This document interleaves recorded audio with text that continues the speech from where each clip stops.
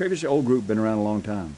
And one that has no pigments, no eyes, is an obligate, highly specialized organism. There are around 41, 42 species of blind white crayfishes.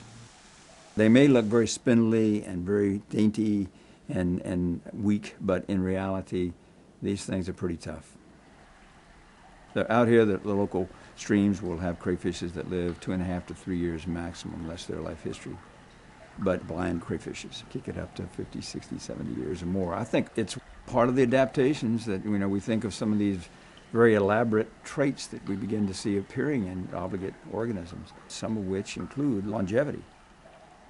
But loss of eyes, loss of pigments, those are really sort of characteristic things that occur across these major groups of organisms. So it's in response to moving underground into that type of environment. To see an organism that has given up so much to live in this environment and altered everything that we think of as a classic surface form, to show some of these derived traits that they have that are so different from the surface things and how they modify their life history. It's sort of this channeling of the spelean environment that you end up producing organisms that have so many of these similar sorts of traits. And I think a lot of it can be certainly traced back to the energetic problem. You're looking at an environment that has limited energy.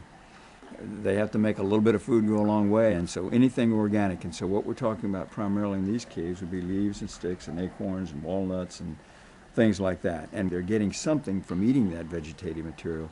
But where they're really gaining their energetic kick is from the microbial community. And it's sort of like the analogy of having a saltine cracker, and you eat that, you get a little something. It tastes okay, and you get a little kick from it. But if you take a big slab of peanut butter and go across it and eat it, then you're really getting the energy. You're really getting something for the effort. And in essence, what happens, the microbial community that begins to coat and break down organic materials, that's the peanut butter, and that's where they're getting the real kick.